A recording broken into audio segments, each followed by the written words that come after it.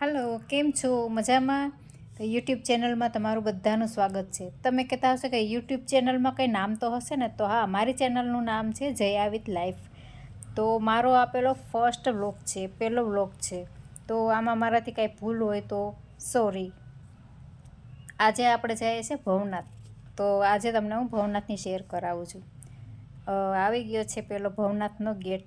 તો ભવનાથની ગેટમાં જો કેટલું મસ્ત લાગે છે, એકદમ સરસ ગ્રીનરી।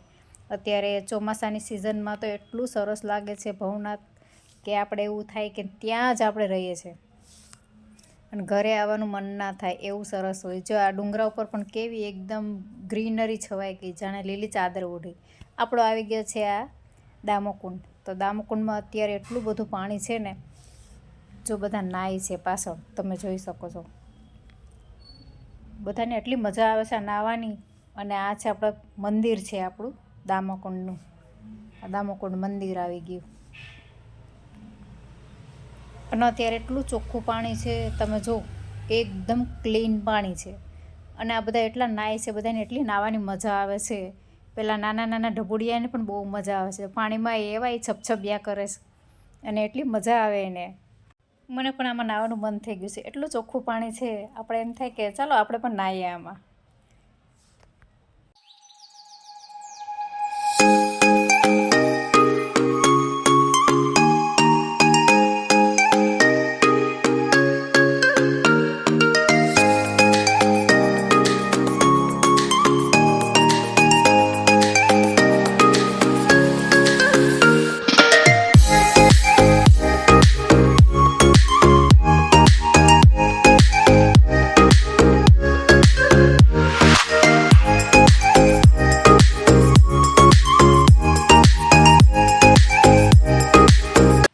આમાં મારે થોડીક મિસ્ટેક થઈ ગઈ છે, કેમ કે આમાં તમે છેલ્લે જોશો તમે મોઢા અમારા કટ થતા આવતા હશે। તમે કહેશો કે આવી રીતે કેમ બ્લોગ ઉતાર્યો છે?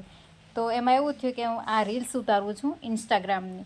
તો આપણે ઇન્સ્ટાગ્રામની રીલ્સ ઉતારતા હોય તો એમાં આપણે ઊભો મોબાઈલ જ રાખવો પડે છે, આડો ના ચાલે। આપણે વ્લોગ ઉતારતા હોય તો જ આડો રાખવો પડે છે। એટલા માટે મારા બધા જ વિડીયોઝ આવી રીતે જ આવ્યા છે। તો આને પછી મેં એડિટ કરી અને મેં આડા કર્યા છે, એટલા માટે આમાંથી મારું મોઢું કટ થતું આવે છે, ઘણા પગ નથી, એવી રીતે આવે છે, કાપકૂપ થઈને આવે છે। તો હવે અમે ઘરે જવા માટે નીકળી ગયા છે। તમને મારો આ બ્લોગ કેવો લાગ્યો છે તે તમે કોમેન્ટમાં જરૂરથી કહેજો। તો નવા હોય તો મારી ચેનલને સબસ્ક્રાઈબ કરજો, લાઈક કરજો, શેર કરજો અને કોમેન્ટ તો જરૂર કરજો, એટલે મને ખબર પડે।